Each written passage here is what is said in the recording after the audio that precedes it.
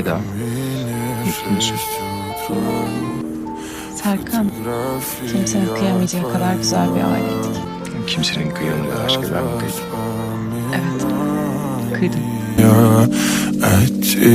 В камине в 6 утра фотография твоя.